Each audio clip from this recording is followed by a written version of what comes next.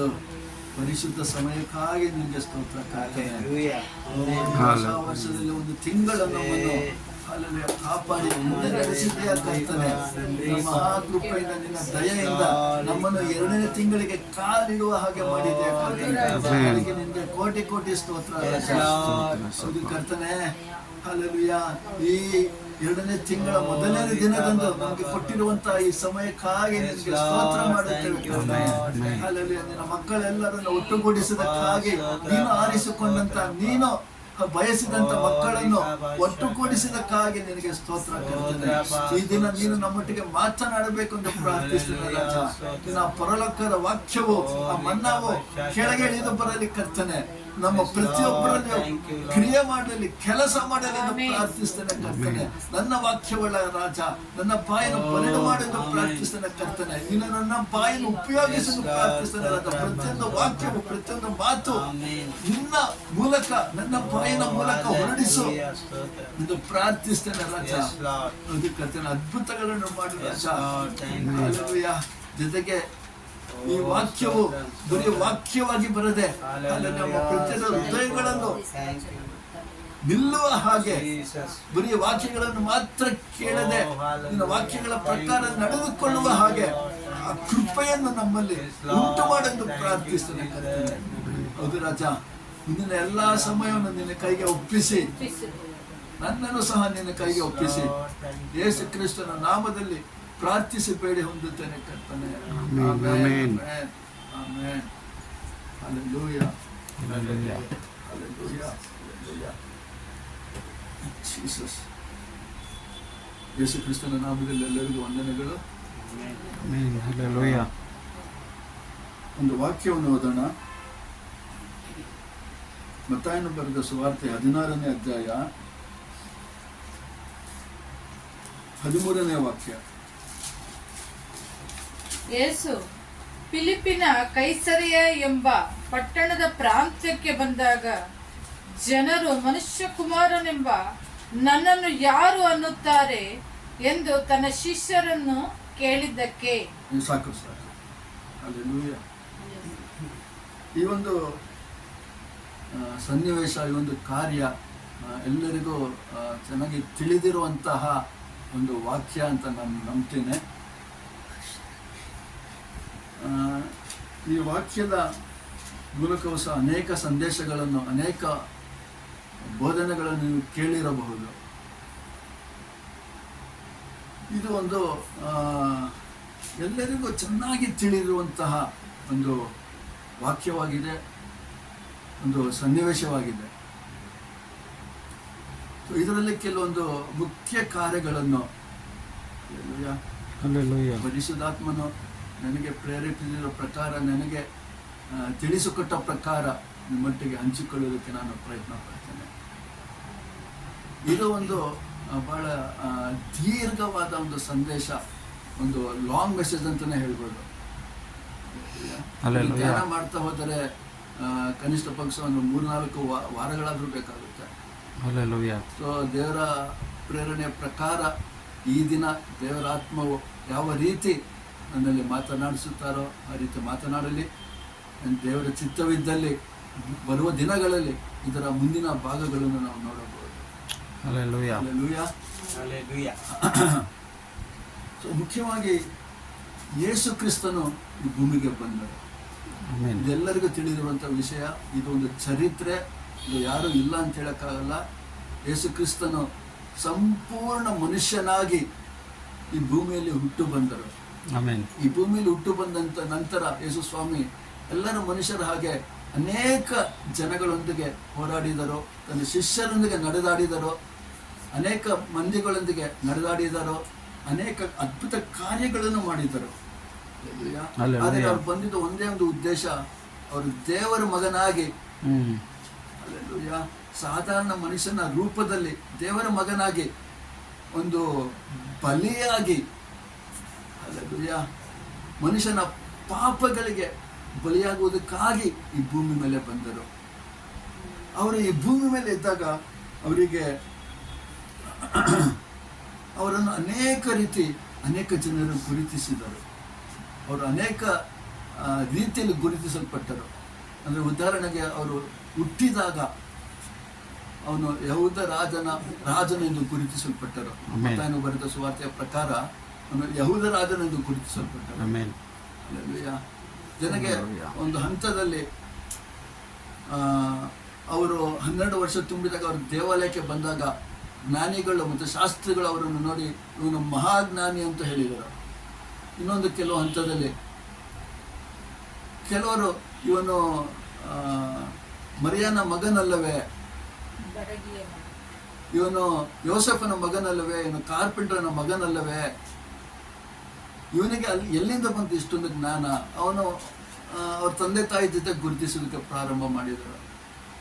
ಇನ್ನೂ ಕೆಲ ಜನರು ಇವರನ್ನು ಬೇರೆ ಬೇರೆ ರೀತಿಯಲ್ಲಿ ಗುರುತಿಸಿದರು. ಕೆಲವರು ಇವನು ಪ್ರವಾದಿ ಎಂದು ಕರೆದರು, ಕೆಲವರು ಇವರು ಎಲಿಯಾ ಅಂತ ಕರೆದರು, ಕೆಲವರು ಎಲೀಶಾ ಅಂತ ಕರೆದರು, ಕೆಲವರು ಇವರು ಮಹಾಪ್ರವಾದಿ ಅಂದರು, ಕೆಲವರು ಇವನು ಸ್ನಾನಿಕನಾದ ಯೋಹಾನನ್ ಅಂತಲೂ ಸಹ ಗುರುತಿಸಲ್ಪಟ್ಟರು.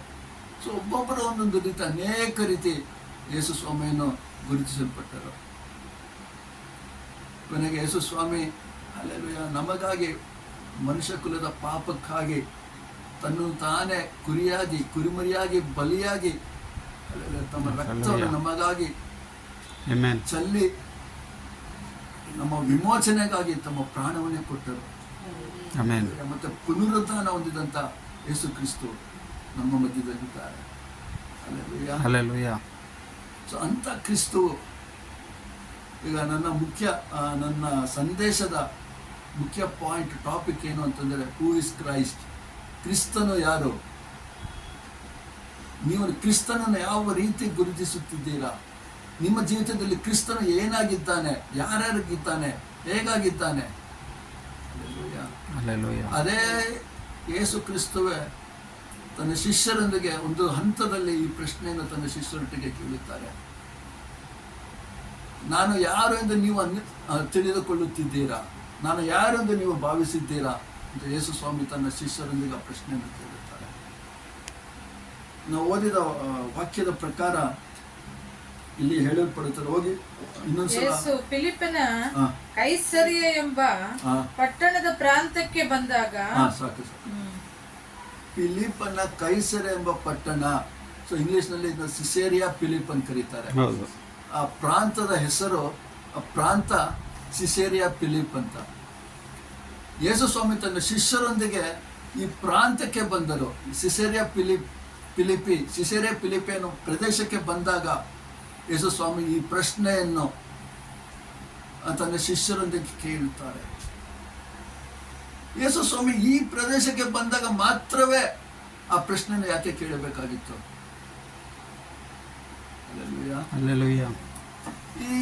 ಅಂದ್ರೆ ನಾವು ಇಡೀ ವಾಕ್ಯದಲ್ಲಿ ಓದುವಾಗ ಯಾವುದೇ ಪ್ರದೇಶವಾಗಲಿ, ಯಾವುದೇ ಸಂದರ್ಭವಾಗಲಿ, ಯಾವುದೇ ಸನ್ನಿವೇಶವಾಗಲಿ, ಎಲ್ಲವನ್ನು ಪ್ರತಿಯೊಂದು ಸ್ಥಳದಲ್ಲೂ, ಪ್ರತಿಯೊಂದು ಸನ್ನಿವೇಶದಲ್ಲೂ, ಪ್ರತಿಯೊಂದು ಕೇಳು ಏನಾದರೂ ಒಂದು ಮಹತ್ವದ ಕಾರ್ಯವಿರುತ್ತದೆ.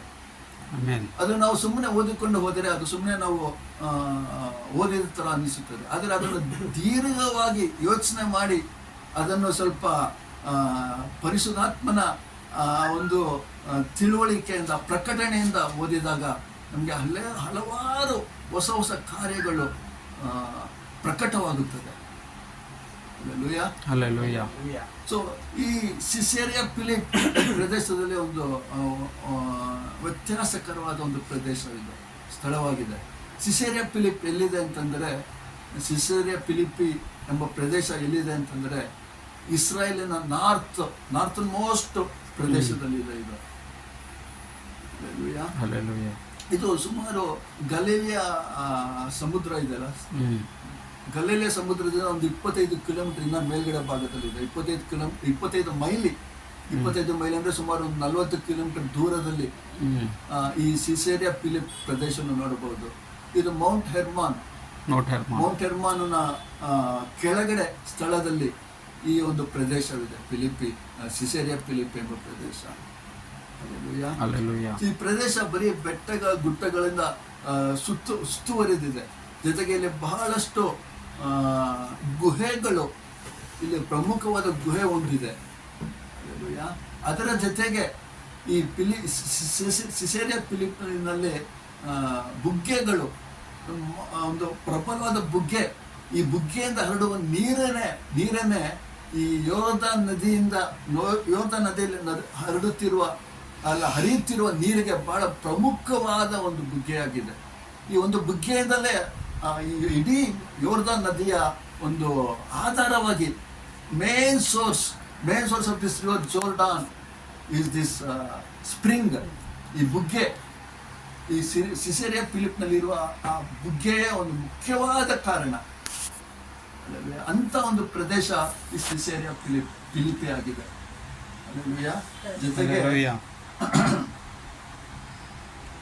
ಜೊತೆಗೆ ಇಲ್ಲಿ ಬುಗ್ಗೆಯ ಒಂದು ಕಾರಣದಿಂದ ಆ ಇಡೀ ಪ್ರದೇಶವು ಬಹಳ ಏನಂತೀರ ಫರ್ಟೈಲ್, ಬಹಳ ಸಮೃದ್ಧಿಯಾದಂಥ ಒಂದು ಭೂಮಿಯಾಗಿತ್ತು. ಎಲ್ಲ ತರಹದ ಸಮೃದ್ಧಿಯನ್ನು ನೋಡಬಹುದಾಗಿತ್ತು. ಅಂತ ಒಂದು ಸ್ಥಳವಾಗಿತ್ತು ಈ ಸಿಸೇರಿಯಾ ಫಿಲಿಪ್. ಆದರೆ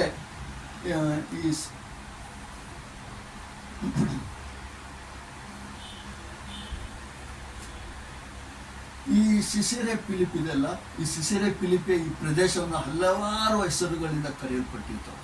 ಈ ಹಳೆಯ ಒಡಂಬಡಿಕೆ ಕಾಲದಲ್ಲಿ ಈ ಸಿಸೇರಿಯಾ ಫಿಲಿಪನ್ನು ಬನಿಯಾಸ್ ಅಂತ ಕರೀತಾ ಇದ್ದಂಥ ಸ್ಥಳವನ್ನು, ಇಲ್ಲ ಬಾಲ್ ಗ್ಯಾಡ್ ಅಂತ ಕರೀತಾ ಇದ್ರು, ಇಲ್ಲ ಸಿಸೇರಿಯಾ ನೇರೋನಿಯಾಸ್, ಹಲವಾರು ಹೆಸರುಗಳಿದೆ. ಆದರೆ ಹೊಸ ಒಡಂಬಡಿಕೆಗೆ ಬಂದಾಗ ಈ ಸ್ಥಳವನ್ನು ಸಿಸೇರಿಯಾ ಫಿಲಿಪಿ ಎಂದೇ ಗುರುತಿಸಲ್ಪಟ್ಟಿತ್ತು. ಜೊತೆಗೆ ಈ ಒಂದು ಪ್ರದೇಶದಲ್ಲಿ, ಯಾಕೆಂದರೆ ನಾನು ಹೇಳಿದ ಪ್ರಕಾರ ಇದು ಇಸ್ರಾಯೇಲ್ ಭಾಗದ ನಾರ್ತನ್ ಮೋಸ್ಟ್ ಮೇಲುಗಡೆ ಇದ್ದಂಥ ಒಂದು ಪ್ರದೇಶ, ಸಮಾರ್ಯಾಗಿನ್ನ ಮೇಲ್ಗಡೆ. ಈ ನಾರ್ತನ್ ಮೋಸ್ಟ್ ಇಸ್ರಾಯೇಲ್ ಪಾರ್ಟ್ನಲ್ಲಿ ಎಲ್ಲ ಥರದ ವಿಗ್ರಹಾರಾಧನೆಗಳು, ಎಲ್ಲ ಥರದ ದೇವರಿಗೆ ಇಷ್ಟವಿಲ್ಲವಾದ ಕಾರ್ಯಗಳು ಎಲ್ಲ ನಡೆಯುತ್ತಿತ್ತು.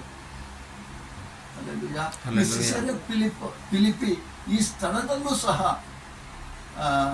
ಅನ್ಯ ದೇವರುಗಳನ್ನು ಪೂಜಿಸುತ್ತಿದ್ದರು. ಮುಖ್ಯವಾಗಿ ಅನೇಕ ರೀತಿಯ ಅನ್ಯ ದೇವರನ್ನು ಪೂಜಿಸುತ್ತಿದ್ದರು. ಮುಖ್ಯವಾಗಿ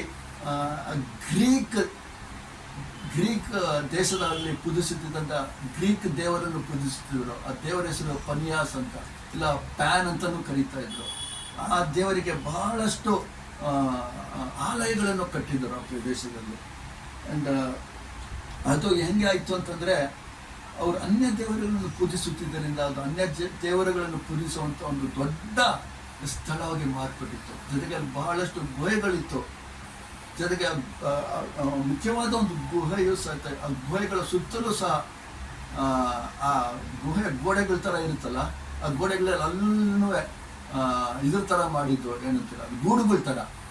ಅಂದರೆ ಆ ಗೂಡುಗಳಲ್ಲಿ ಇವಾಗ ನಾವು ಈ ದೇವಸ್ಥಾನಕ್ಕೆ ಹೋದರೆ ಸುತ್ತಲೂ ಹೇಗೆ ಗೂಡುಗಳಿದ್ದು, ಆ ಗೂಡುಗಳಲ್ಲಿ ಚಿಕ್ಕ ಚಿಕ್ಕ ವಿಗ್ರಹಗಳಂತ ಅದಂತ ಕೂಡಿಸಿರ್ತಾರಲ್ಲ, ಆ ಥರ ಈ ಗುಹೆಯಲ್ಲಿನೂ ಸಹ ಸುತ್ತಲೂ ಎಲ್ಲ ಕಡೆ ಗೂಡುಗಳಿತ್ತು. ಆ ಗೂಡುಗಳಲ್ಲಿ ಅನೇಕ ವಿಗ್ರಹಗಳನ್ನು ತುಂಬಿಸುತ್ತಾರೆ.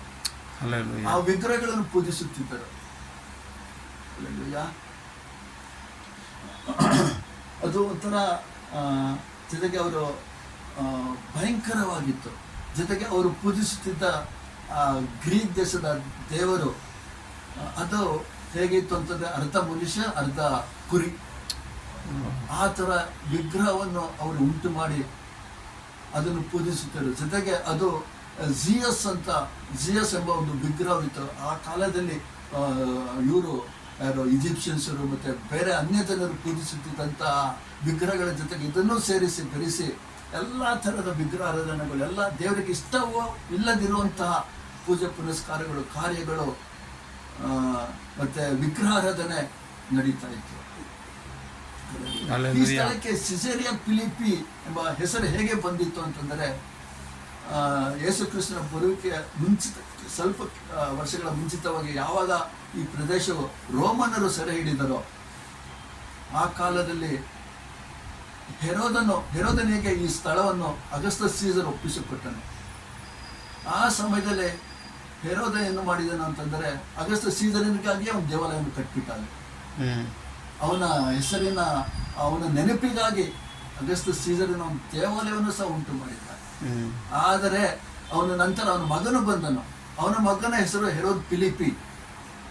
ಆ ಮಗನ ಹೆರೋದ್ ಫಿಲಿಪ್ ಅನ್ನುವವನು ಈ ಪ್ರದೇಶವನ್ನು ಚೆನ್ನಾಗಿ ಉದ್ಧಾರ ಮಾಡಿ ಬೆಳೆಸಿ ಒಂದು ದೊಡ್ಡ ಪಟ್ಟಣವನ್ನಾಗಿ ಮಾಡಿ ಅನೇಕ ವಿಗ್ರಹ ಕಾರ್ಯಗಳನ್ನು, ವಿಗ್ರಹಾರಾಧನೆಯನ್ನು ಪ್ರೋತ್ಸಾಹಿಸಿ ಅವನನ್ನು ಅಭಿವೃದ್ಧಿ ಒಂದು ಮಾಡಿಸಿದನು. ಸೊ ಕೊನೆಗೆ ಏನಾಯ್ತು ಅಂದ್ರೆ, ಅವನು ತನ್ನ ಹೆಸರಿನಲ್ಲಿಯೇ ಜೊತೆಗೆ ಇಡೀ ರೋಮನ್ ರಾಜ್ಯಕ್ಕೆ ಸರ್ವಾಧಿಕಾರಿಯಾಗಿದ್ದ ಅಗಸ್ಟಸ್ ಸೀಸರ್, ಅವನ ಹೆಸರನ್ನಿಟ್ಟು ಸೀಸರ್, ಜೊತೆಗೆ ಅವನ ಹೆಸರಿನ ಜೊತೆಗೆ ಇವನ ಹೆಸರನ್ನು ಸೇರಿಸ್ಕೊಂಡ ಫಿಲಿಪ್. ಸೊ ಅದು ಹಾಗಾಗಿ ಅದು ಸಿಸೇರಿಯಾ ಫಿಲಿಪ್ಪಿ ಎಂದು ಕರೆಯಲ್ಪಟ್ಟಿತ್ತು. ಸೊ ಆ ಸಾಮ್ರಾಜ್ಯದ ಅಧಿಪತಿ ಅವನ ಹೆಸರು ಪ್ಲಸ್ ಹೆರೋದನ ಮಗನಾದ ಹೆರೋದ್ ಫಿಲಿಪ್, ಅವನ ಹೆಸರು, ಇಬ್ಬರ ಹೆಸರು ಸೇರಿಸಿ ಇದು ಸಿಸೇರಿಯಾ ಫಿಲಿಪ್ ಎಂದು ಕರೆಯಲ್ಪಟ್ಟಿತ್ತು. ಆ ಕಾಲದಿಂದಲೂ ಸಹ ಅದು ದೇವರಿಗೆ ಇಷ್ಟವಿಲ್ಲವಾದಂಥ ಅನೇಕ ವಿಗ್ರಹಾರಾಧನೆಗಳಿಂದ ತುಂಬಿದಂಥ ಒಂದು ಪ್ರದೇಶ. ಮುಖ್ಯವಾಗಿ ಇನ್ನೊಂದು ಮುಖ್ಯವಾಗಿ ನೋಡಬೇಕಾಗಿರೋದು ಏನು ಅಂತಂದರೆ, ಈ ಫಿಲಿಪ್ಪಿ ಪ್ರದೇಶದಲ್ಲಿ ಇದು ಒಂದು ಥರ ಏನಂತೀರ ವಿಗ್ರಹಾರಾಧನಾ ಕಾರ್ಯಗಳಿಗೆ ಮುಖ್ಯವಾದ ಸ್ಥಳವಾದ್ದರಿಂದ ಇದು ಒಂದೊಂಥರ ಅಂಡರ್ಗ್ರೌಂಡ್ ಏನಂತೀರ ಅನ್ಯ ದೇವರುಗಳನ್ನು ಪೂಜಿಸುವಂಥ ಒಂದು ಅಂಡರ್ಗ್ರೌಂಡ್ ಸ್ಥಳವಾಗಿಯೂ ಸಹ ಬದಲಾಗಿತ್ತು. ಜೊತೆಗೆ ಇಲ್ಲಿ ಎಲ್ಲ ತರಹದ ಬಹಳ ಏನಂತೀರ ಸೆಕ್ಷುವಲ್ ಇಮಾರಾಲಿಟಿ, ಜೊತೆಗೆ ಇದು ಗಂಡನನ್ನು ಹೆಣ್ಣನನ್ನು ಬೆಳೆಸುವುದು, ಕಾಮ, ಎಲ್ಲ ಥರದ ಕಾರ್ಯಗಳು ನಡೆಯುತ್ತಿತ್ತು. ಒಂಥರ ರೆಡ್ ಲೈಟ್ ಏರಿಯಾ. ಈ ಕಾಲದಲ್ಲಿ ಈ ಒಂದು ಸಮಯದಲ್ಲಿ ಹೇಳಬೇಕು ಅಂತಂತಂದ್ರೆ ಇದು ಒಂದು ರೆಡ್ ಲೈಟ್ ಏರಿಯಾ ಥರ ಅಷ್ಟೊಂದು ಭಯಂಕರವಾದ ಕಾರ್ಯಗಳು ನಡೀತಾ ಇತ್ತು.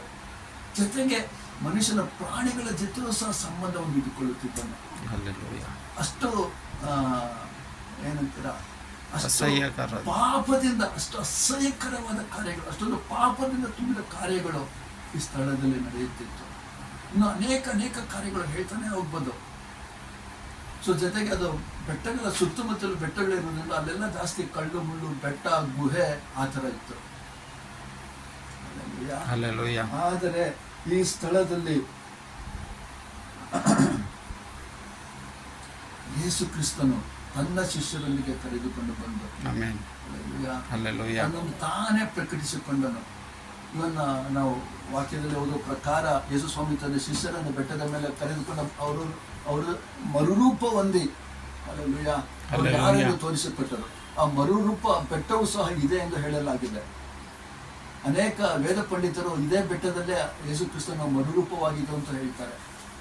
ಜೊತೆಗೆ ಯೇಸು ಕ್ರಿಸ್ತನು ತನ್ನ ಶಿಷ್ಯರೊಂದಿಗೆ ಪ್ರಶ್ನೆಗಳನ್ನು ಕೇಳಿ ತಾನೇ ಮೆಸ್ಸೆಯ ಎಂಬುದನ್ನು ಸಹ ಈ ಪ್ರದೇಶದಲ್ಲಿಯೇ ತನ್ನ ಶಿಷ್ಯರಿಗೆ ತೋರಿಸಿಕೊಟ್ಟರು. ಜೊತೆಗೆ ಇದೇ ಪ್ರದೇಶದಲ್ಲಿ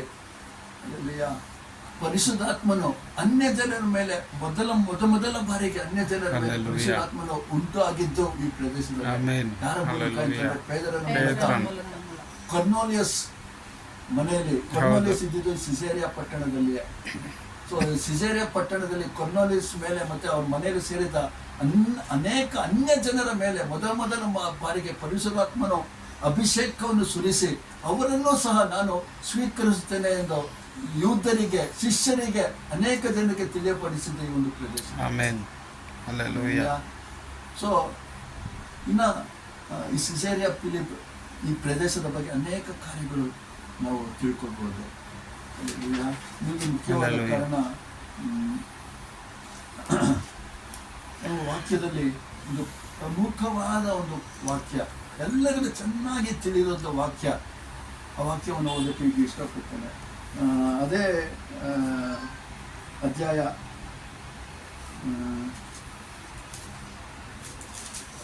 19ನೇ ವಾಕ್ಯ. ಪರಲೋಕ ರಾಜ್ಯದ ಬೀಗದ ಕೈಗಳ 18ನೇ ವಾಕ್ಯ. ನನ್ನ ತಂದೆಯೇ ತಾನೆ ಅಲ್ಲ ನಾನು ನಿನಗೆ ಒಂದು ಮಾತನ್ನು 16, ಹೇಳುತ್ತೇನೆ, 18. ಅದೇನೆಂದರೆ ನೀನು ಪೇತ್ರನು, ಈ ಬಂಡೆಯ ಮೇಲೆ ನನ್ನ ಸಭೆಯನ್ನು ಕಟ್ಟುವೆನು, ಪಾತಾಳ ಲೋಕದ ಬಲವು ಅದನ್ನು ಸೋಲಿಸಲಾರದು. Amen amen.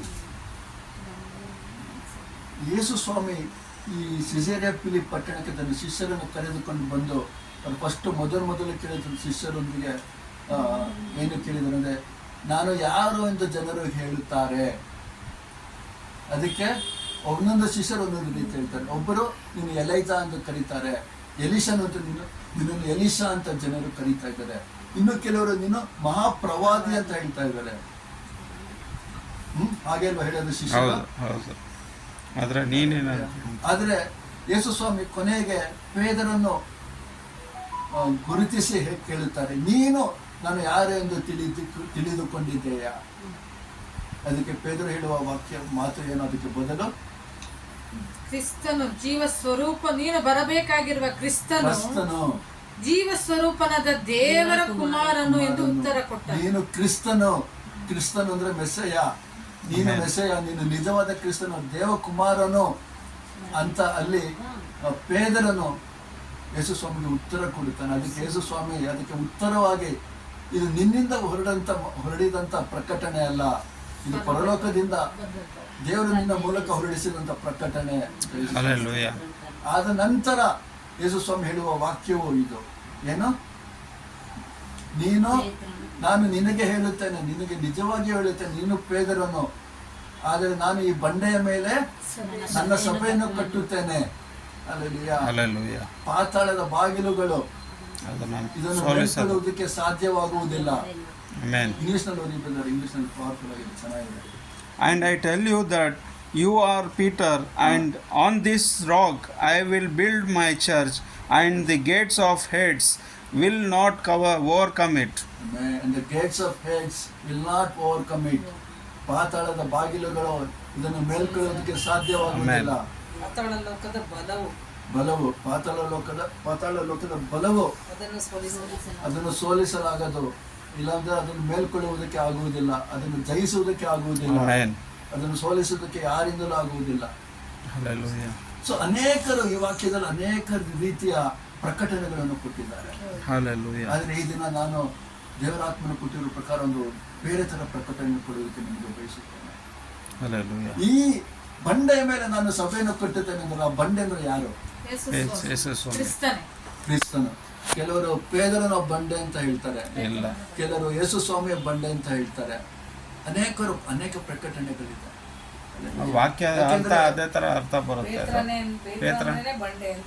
ಪೇತ್ರ ಅಂದ್ರೆ ಅವನ ಹೆಸರು ಅರ್ಥ ಬಂಡೆ ಅಂತ. ಆದ್ರೆ ಯೇಸು ಸ್ವಾಮಿ ಹೇಳೋದು ಈ ಬಂಡೆಯ ಮೇಲೆ ನನ್ನ ಸಭೆಯನ್ನು ಕಟ್ಟುತ್ತೇನೆ. ಈ ಬಂಡೆ ಅಂತಂದ್ರೆ ಯೇಸು ಸ್ವಾಮಿ ಆ ಪ್ರದೇಶದಲ್ಲಿ ಪೇದರನ ಮೇಲೆ ನಾನು ಈ ಸಭೆಯನ್ನು ಕಟ್ಟುತ್ತೇನೆ ಅಂತೆಲ್ಲ ಹೇಳಿದ್ದು. ಆ ಸಭೆ ಯಾವ ರೀತಿಯ ಸಭೆ, ಸ್ಥಳ ಯಾವ ರೀತಿಯ ಸ್ಥಳವಾಗಿತ್ತು? ಬಂಡೆಗಳಿದ್ದಂತ ಸ್ಥಳ, ಗುಹೆ ಇದ್ದಂತ ಸ್ಥಳ, ವಿಗ್ರಹಾರಾಧನೆಯಿಂದ ತುಂಬಿದಂತ ಸ್ಥಳ, ದೇವರಿಗೆ ಇಷ್ಟವಿಲ್ಲವಾದ ಕಾರ್ಯಗಳಿಂದ ಅನ್ಯ ರೀತಿಯ ಅನೇಕ ವಿಕೋಪವಾದಂತ ಕಾರ್ಯಗಳಿಂದ ತುಂಬಿದಂತ ಸ್ಥಳವಾಗಿತ್ತು. ಹಲ್ಲೆಲೂಯಾ. ದೇವರಿಗೆ ಭಯವಿಲ್ಲದೆ ಬದುಕುತ್ತಿದ್ದಂತ ಜನ ಅಲ್ಲಿ, ಮುಖ್ಯವಾಗಿ ಯಹೂದ್ಯರು ಬಹಳ ಕಮ್ಮಿ ಜನ ಇದ್ದರು, ಎಲ್ಲ ಅನ್ಯ ಜನರು ಜಾಸ್ತಿ ತುಂಬಿಕೊಂಡಿದ್ದರು. ಇದು ಹೇಗೆ ಅಂತಂದ್ರೆ ಸಾಲೋಮನನ ನಂತರ ಇಡೀ ಇಸ್ರಾಯೇಲ್ ದೇಶವನ್ನು 2 ಭಾಗವಾಗಿ ವಿಂಗಡಿಸಿದರು. ಅದರಲ್ಲಿ ಇಸ್ರಾಯೇಲ್, ನಾರ್ದನ್ ಪಾರ್ಟ್ ಆಫ್ ಇಸ್ರಾಯೇಲ್ನ ಜೆರೋಬೋಯಾಮ್ ರಾಜ್ಯವನ್ನು ಆಳ್ವಿಕೆ ಮಾಡಿದನು. ಆ ಯೆರೋಬೋಯಾಮನು ಆ ಸಮಯದಿಂದಲೇ ಎಲ್ಲ ಅನ್ಯ ದೇವರುಗಳನ್ನು ಉಂಟು ಮಾಡಿ ಎಲ್ಲ ಅನ್ಯ ದೇವರುಗಳ ಪೂಜೆ ಆರಾಧಿಸುವ ಕಾರ್ಯಗಳು ಆ ಕಾಲದಿಂದಲೇ ಶುರುವಾಯಿತು. ಅದೇ ಒಂದು ಮುಖ್ಯವಾದ ಒಂದು ಈ ಥರ ಅನ್ಯ ದೇವರುಗಳನ್ನು ಪೂಜೆ ಮಾಡುವುದಕ್ಕೆ ಆರಾಧಿಸುವುದಕ್ಕೆ ಅದೇ ಒಂದು ಪ್ರಾರಂಭದ ಒಂದು ಹಂತ ಅಂತ ಹೇಳಬಹುದು. ಅಂತ ಒಂದು ಕೆಟ್ಟು ಹೋದಂತ ಸ್ಥಳದಲ್ಲಿ ಯೇಸುಸ್ವಾಮಿ ಅಲ್ಲಿದ್ದ ಬಂಡೆ, ಯೇಸುಸ್ವಾಮಿ ತೋರಿಸ್ತಾ ಇದ್ದ ಅಲ್ಲಿ ಇದ್ದ ಬಂಡೆ, ಅಲ್ಲಿ ಅಂತ ಪ್ರದೇಶದಲ್ಲಿ ಏನೋ ಇದಕ್ಕಿಂತ ಮುಂಚೆ ಯೇಸುಸ್ವಾಮಿ ತನ್ನ ಶಿಷ್ಯರನ್ನು ಇಸ್ರಾಯೇಲ್ ಜನಗಳ ಮಧ್ಯಕ್ಕೆ ಕಳುಹಿಸಿ ನನ್ನ ಸುವಾರ್ತೆಯನ್ನು ಪರಲೋಕದ ರಾಜ್ಯದ ಬಗ್ಗೆ ಜನರಿಗೆ ಬೋಧನೆ ಮಾಡಿ ಅಂತ ಕಳುಹಿಸಿದರು. ಅಲ್ಲ, ಅದೊಂಥರ ಹೇಳ್ಬೇಕಂದ್ರೆ ಸುಲಭವಾದ ಕೆಲಸ. ಹೌದು. ಆದರೆ ಇಲ್ಲಿ ಯೇಸು ಸ್ವಾಮಿ ಹೇಳ್ತಾ ಇರೋದು, ಇಂಥ ಜನಗಳ ಮಧ್ಯ, ಇಂಥ ವಿಗ್ರಹಾರಾಧನೆಗಳ ಮಧ್ಯ, ಇಂಥ ಏನೋ ಅಶುದ್ಧವಾದಂಥ ಕಾರ್ಯಗಳು ಹಲ್ಲೆಲೂಯಾ ನಡೀತಂತ ಈ ಸ್ಥಳದಲ್ಲಿ, ಈ ಕಲ್ಲಿನ ಮೇಲೆ ನನ್ನ ಸಭೆಯನ್ನು ಕಟ್ಟುತ್ತೇನೆ. ಎಲ್ಲಿ ಎಲ್ಲ ಸುತ್ತಮುತ್ತಲೂ ಅನುಕೂಲವಾಗಿರುವಂತಹ ಒಂದು ಸ್ಥಳದಲ್ಲಿ ಸಭೆಯನ್ನು ಕಟ್ಟುವುದು ಇದಲ್ಲ, ಇಂಪಾರ್ಟೆಂಟ್ ಅಲ್ಲ. ಆದರೆ ಇಂಥ ಒಂದು ಪ್ರದೇಶದಲ್ಲಿ, ಇಂತಹ ಅನ್ಯ ದೇವರಿಗೆ ಕ್ರೋಧವನ್ನು ಹೆಚ್ಚಿಸುವಂತಹ ಸ್ಥಳದಲ್ಲಿ, ಪಾಪದಿಂದ ತುಂಬಿದಂತಹ ಸ್ಥಳದಲ್ಲಿ, ಅಂತಹ ಒಂದು ಪ್ರದೇಶದಲ್ಲಿ ಈ ಬಂಡೆಯ ಮೇಲೆ, ಈ ಕಲ್ಲಿನ ಮೇಲೆ ನನ್ನ ಸಭೆಯನ್ನು ಕಟ್ಟುತ್ತೇನೆ. ಅದೇ ಇವಾಗ ಸುಮಾರು ಬೋಧಕರು ಹೇಳಿರೋದನ್ನು ನಾವು ಕೇಳಿದ್ದೇವೆ. ಅಂತ ಆ ಪ್ರದೇಶ ಹೋಗಿದ್ರೆ ಪ್ರಾರ್ಥನೆ ಮಾಡೋದಕ್ಕೂ ಬಿಡೋದಿಲ್ಲ, ಅಲ್ಲಿ ಸಭೆ ಬರುವುದು ಕನಸಿನಲ್ಲೂ ಸಾಧ್ಯವಿಲ್ಲ ಅಲ್ವಾ? ಅಷ್ಟೊಂದು ಬಹಳಷ್ಟು ಸಂಗತಿಗಳನ್ನು ನಾವು ಕೇಳಿದ್ದೇವೆ. ಅಂತ ಆ ಪಟ್ಟಣಕ್ಕೆ ಇಲ್ಲ, ಆ ಗ್ರಾಮಕ್ಕೆ ಹೋಗುವುದಕ್ಕೆ ಸಾಧ್ಯವಿಲ್ಲ. ಸೊ ದೇವರು ಹೇಳ್ತಾರೆ, ಅಂತ ಅದೇ ಒಂದು ಬಂಡೆ, ಆ ಬಂಡೆಯಲ್ಲಿ ನನ್ನ ಸಭೆಯನ್ನು ನಾನು ಉಂಟು ಮಾಡುತ್ತೇನೆ, ನಾನು ಸಭೆಯನ್ನು ಸ್ಥಾಪಿಸುತ್ತೇನೆ. ಅದೇ ಯೇಸು ಕ್ರಿಸ್ತನು ಇಲ್ಲಿ ಹೇಳುತ್ತಿರುವಂಥ ಒಂದು ಕಾರ್ಯ. ಅಂದರೆ ತನ್ನ ಶಿಷ್ಯರಿಗೆ ಒಂದು ಚಾಲೆಂಜ್ ಮಾಡುವ ರೀತಿಯಲ್ಲಿ ಯೇಸು ಸ್ವಾಮಿ ಹೇಳುತ್ತಿದ್ದರು. ಇಲ್ಲಿ ಇದುವರೆಗೂ ನೀವು ಮಾಡಿದ ದೇವರಾಜ್ಯದ ಬಗ್ಗೆ ಸಾರಿದ ಪ್ರದೇಶಗಳು ನಿಮಗೆ ಅನುಕೂಲಕರವಾಗಿತ್ತು, ಅದರಲ್ಲಿ ನೀವು ಸಾರಿದರು. ಅದರಲ್ಲೂ ಸಹ ಉಪದ್ರವಗಳಿತ್ತು, ತೊಂದರೆಗಳಿತ್ತು. ಆದರೆ ಇದು ವ್ಯತ್ಯಾಸವಾದಂಥ ಪ್ರದೇಶ. ಈ ಪ್ರದೇಶದಲ್ಲಿ, ಈ ಬಂಡೆಯ ಮೇಲೆ ನನ್ನ ಸಭೆಯನ್ನು ನಾನು ಸ್ಥಾಪಿಸುತ್ತೇನೆ. ಅನ್ಯ ಜನಗಳ ಮಧ್ಯದಲ್ಲಿ ಅಲ್ಲೆಲ್ಲ ವಿಗ್ರಹಾರಾಧನೆಗಳ ಮಧ್ಯದಲ್ಲಿ, ಅನೇಕ ದೇವರಿಗೆ ಇಷ್ಟವಿಲ್ಲವಾದಂಥ ಅಸಹ್ಯಕರವಾದ ಕಾರ್ಯಗಳು ನಡೆಯುತ್ತಿರುವಂತಹ ಒಂದು ಸ್ಥಳದಲ್ಲಿ. ಇವಾಗ ರೆಡ್ ಲೈಟ್ ಏರಿಯಾದಲ್ಲಿ ಹೋಗ್ಬಿಟ್ಟು ನೀವು ಚರ್ಚ್ ಮಾಡಿ ಅಂದರೆ ಹೆಂಗಿರುತ್ತೆ? ಎಷ್ಟು ಜನ ಹೋಗೋದಕ್ಕೆ ಮುಂದೆ ಇರ್ತಾರೆ? ಅದೊಂದು ಚಾಲೆಂಜ್ ಅದು.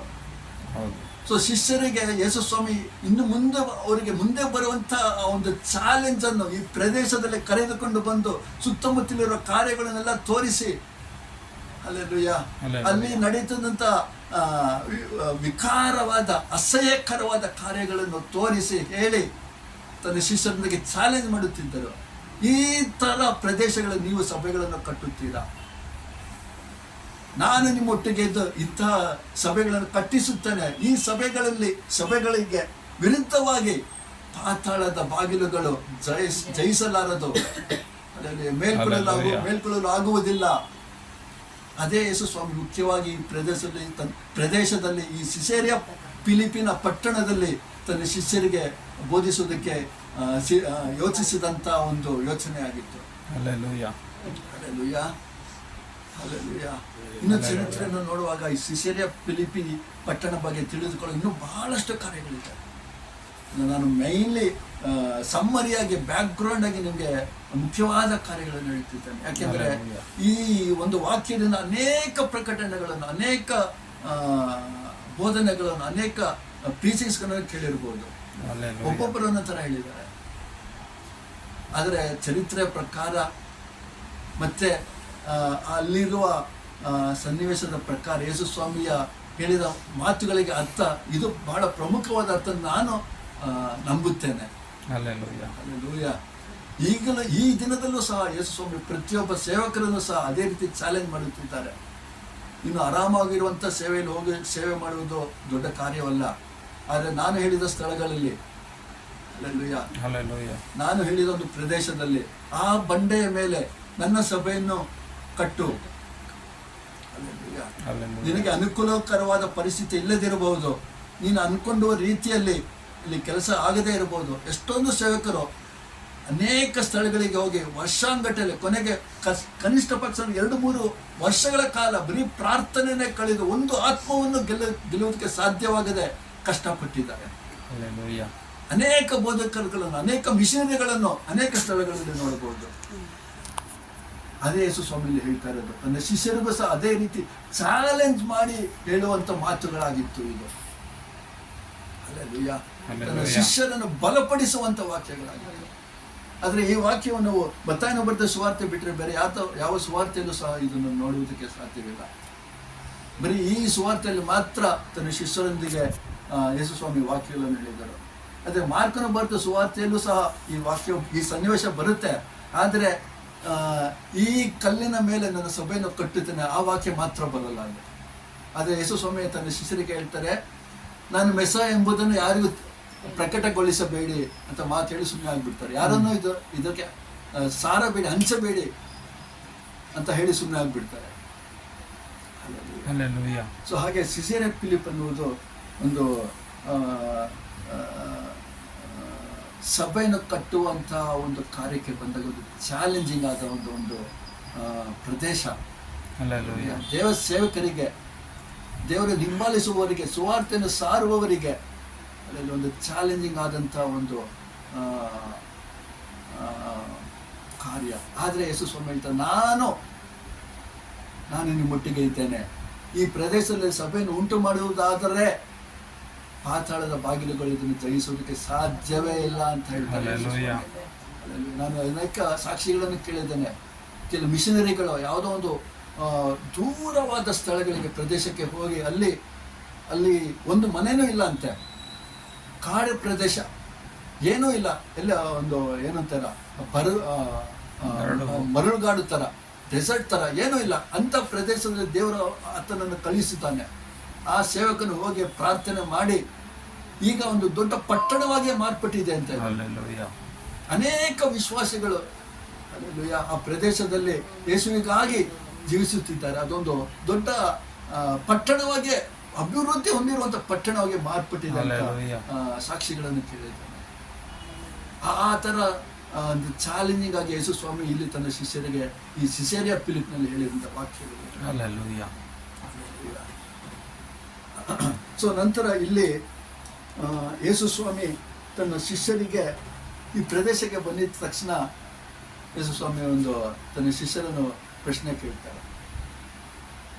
ಒಂದು ದೊಡ್ಡ ಮೀಟಿಂಗ್, ಎಲ್ಲ ಶಿಷ್ಯರನ್ನು ಕರೆದ್ಬಿಟ್ಟು ಒಂದು ರೌಂಡ್ ಟೇಬಲ್ ಕಾನ್ಫರೆನ್ಸ್. ಆ ಕಾಲದಲ್ಲಿ, ಆ ಸಮಯದಲ್ಲಿ, ಆ ಒಂದು ಪ್ರದೇಶದಲ್ಲಿ ಅಲ್ಲಿ ಯೇಸು ಸ್ವಾಮಿ ತನ್ನ ಶಿಷ್ಯರೊಂದಿಗೆ ಒಂದು ರೌಂಡ್ ಟೇಬಲ್ ಕಾನ್ಫರೆನ್ಸ್ ಅಲ್ಲಿ ಏರ್ಪಡಿಸ್ತಾರೆ. ಒಬ್ಬೊಬ್ಬರನ್ನು ಕೇಳ್ತಾರೆ, ನನ್ನ ಬಗ್ಗೆ ಏನಂತ ಹೇಳ್ತೀರಪ್ಪ ನೀನು, ನನ್ನ ಬಗ್ಗೆ ಊರಿನ ಜನ ಎಲ್ಲ ಏನು ಹೇಳ್ತಾ ಇದ್ದಾರೆ. ಯಾಕೆಂದರೆ ಆ ಪ್ರದೇಶದಲ್ಲಿ ಯೇಸು ಸ್ವಾಮಿ ಅಂದರೆ ನಿಜವಾದ ದೇವರನ್ನು ಆರಾಧಿಸುತ್ತಿರುವವರೇ ಇಲ್ಲ. ಎಲ್ಲ ಅನ್ಯ ದೇವರುಗಳನ್ನು ಪೂಜಿಸುವರು. ರೋಮನ್ ಅವರು, ಗ್ರೀಕ್ ಅವರು, ಆ ದೇವರು, ಈ ದೇವರು, ಎಲ್ಲ ದೇವರು. ಅದು ಮುಖ್ಯವಾಗಿ ಅವ್ರು ಪೂಜಿಸಿದ ದೇವರು ಅರ್ಧ ಮನುಷ್ಯ, ಅರ್ಧ ಕುರಿ. ಆದ್ದರಿಂದ ಅವರು ಕುರಿಗಳ ಜೊತೆಗೂ ಸಹ ಸಂಬಂಧವನ್ನು ಬೆಳೆಸ್ತಾ ಇದ್ರು. ಅಂಥ ಒಂದು ಪ್ರದೇಶದಲ್ಲಿ ಜನರು ನನ್ನ ಬಗ್ಗೆ ಏನು ಅಂಥ ಪ್ರದೇಶದಲ್ಲಿ ಯೇಸು ಸ್ವಾಮಿ ತನ್ನ ಶಿಷ್ಯರನ್ನು ಪ್ರಶ್ನೆ ಕೇಳುತ್ತಿದ್ದಾರೆ. ಜನರು ನನ್ನನ್ನು ಏನಂತ ಹೇಳುತ್ತಿದ್ದಾರೆ. ಅದಕ್ಕೆ ಒಬ್ಬೊಬ್ಬರು ಹೇಳ್ತಾರೆ, ನೀನು ಎಲೀಷಾ ಎಂದು, ನೀನು ಮಹಾಪ್ರವಾದಿ ಎಂದು,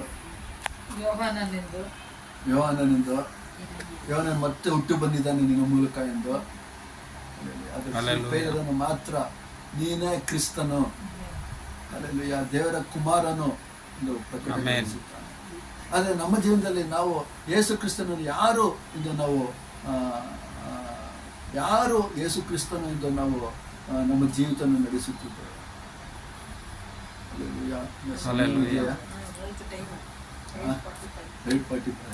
ಸರಿ, ದೇವರ ಚಿತ್ತವಿದ್ದಲ್ಲಿ ಇದು ಜಸ್ಟ್ ನಿಜವಾದ ಟಾಪಿಕ್ ಈಗ ಬಂದೇ ಇಲ್ಲ, ಇಂಟ್ರೊಡಕ್ಷನ್ ಇದು. ಯಾಕೆಂದ್ರೆ ಯೇಸು ಸ್ವಾಮಿ ಎಂಥ ಪ್ರದೇಶದಲ್ಲಿ ಯಾವುದಕ್ಕಾಗಿ ಈ ವಾಕ್ಯವನ್ನು ಹೇಳಿದ್ದಾರೆ ಇದನ್ನು ಮೊದಲು ತಿಳಿಯಪಡಿಸುವುದಕ್ಕೆ ನಾನು ಪ್ರಯತ್ನ ಪಡ್ತೇನೆ. ನಂತರ ನಮ್ಮ ಜೀವಿತದಲ್ಲಿ ಕ್ರಿಸ್ತನನ್ನು ನಾವು ಯಾವ ರೀತಿಯಲ್ಲಿ ಭಾವಿಸುತ್ತಿದ್ದೇವೆ. ಯಾಕೆಂದ್ರೆ ಅನೇಕ ಕ್ರಿಸ್ತರು, ಅನೇಕ ಜನರು ಅನೇಕ ರೀತಿಯಲ್ಲಿ ಕ್ರಿಸ್ತನನ್ನು ಭಾವಿಸುತ್ತಾರೆ. ಕೆಲವರು ಈ ಕ್ರಿಸ್ತನನ್ನು ಒಂದು ಮ್ಯಾಜಿಕ್ ಬಾಕ್ಸ್, ಜೀನಿಯಲ್ಲಿ ಇರುವಂಥ ಮ್ಯಾಜಿಕ್ ಬಾಕ್ಸ್ ಅಂತ, ಮ್ಯಾಜಿಕ್ ಬಾಕ್ಸ್ ಇರುವಂಥ ಒಂದು ಜೀನಿ ಎಂದು ಭಾವಿಸಿದ್ದಾರೆ. ನಮಗೆ ಕಷ್ಟ ಕಾಲದಲ್ಲಿ ಬಂದು ಸಹಾಯ ಮಾಡುವವರು, ನಾವು ಕೇಳಿದನ್ನು ಕೊಡುವವರು, ಅದ್ಭುತಗಳನ್ನು ಮಾಡುವವರು. ಅನೇಕರು ಅನ್ಯ ದೇವರೆಂದು ಪರದೇಶದ ದೇವರೆಂದು ಭಾವಿಸಿದ್ದಾರೆ. ಇನ್ನು ಕೆಲವರು ಸಾಧಾರಣ ಮನುಷ್ಯ ಎಂದು ಭಾವಿಸ್ತಾರೆ, ಒಬ್ಬೊಬ್ಬರ ನಂತರ. ಆದರೆ ನಿಜವಾಗಿ ಕ್ರಿಸ್ತವನ್ನು ತಿಳಿದುಕೊಂಡವರು ನಾವು ಯಾವ ರೀತಿ ಭಾವಿಸಿ, ಯಾವ ರೀತಿ ಆತನನ್ನು ನಮ್ಮ ಜೀವಿತದಲ್ಲಿ ಸ್ವೀಕರಿಸಿದ್ದೇವೆ ಎಂಬುದು ಬಹಳ ಮುಖ್ಯವಾದ ಕಾರಣ. ಯಾಕಂದರೆ ನಮಗೆ ನಮ್ಮ ಜೀವಿತದಲ್ಲಿ ಕ್ರಿಸ್ತ ಯಾರು ಅಂತ ತಿಳಿಯದೆ ನಾವು ಮುಂದೆ ಹೋಗುತ್ತಿದ್ದಾರೆ, ಬಹಳ ಕಷ್ಟ.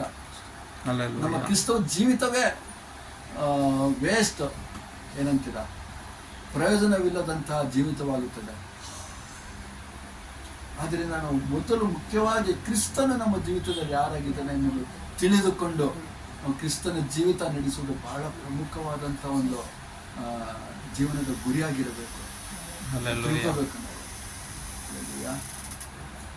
ದೇವರ ಚಿತ್ತವಿದ್ದಲ್ಲಿ, ದೇವರ ಅಪ್ಪಣೆ ಮೇರೆಗೆ ದೇವರು ಇನ್ನೊಂದು ಸಂದರ್ಭ ಕೊಟ್ಟಾಗ ಇದನ್ನ ಮುಂದಿನ ಕಾರ್ಯಗಳನ್ನು ಇನ್ನೂ ಆಳವಾಗಿ ಧ್ಯಾನಿಸೋಣ. ದೇವರು ನಮ್ಮನ್ನು ಈ ವಾಕ್ಯಗಳಿಂದ ಆಶೀರ್ವದಿಸಲಿ, ದೇವರು ನಮ್ಮನ್ನು ಬಲಪಡಿಸಲಿ. ಹೇಗೆ ದೇವರು ಯೇಸು ಸ್ವಾಮಿ ತನ್ನ ಶಿಷ್ಯರಿಗೆ ಚಾಲೆಂಜ್ ಮಾಡಿ ಇಂಥ ಪ್ರದೇಶದಲ್ಲಿ ನಾವು ಸಭೆಯನ್ನು ಕಟ್ಟು ಎಂದು ಚಾಲೆಂಜ್ ಮಾಡಿದರು, ಅದೇ ಥರ ನಮ್ಮನ್ನು ಸಹ ದೇವರು ಆ ಒಂದು ಉತ್ಸಾಹದಿಂದ ನಮ್ಮನ್ನು ಸಹ ಅವರು ಚಿತ್ತ ಮಾಡಿದಂಥ ಸ್ಥಳಗಳಿಗೆ ಕರೆದುಕೊಂಡು ನಮ್ಮನ್ನು ಸಹ ದೇವರ ರಾಜ್ಯವನ್ನು ಸಾರುವುದಕ್ಕೆ ಸಹಾಯ ಮಾಡಲಿ ಅಂತ ದೇವರು ಪ್ರಾರ್ಥಿಸಿಕೊಂಡು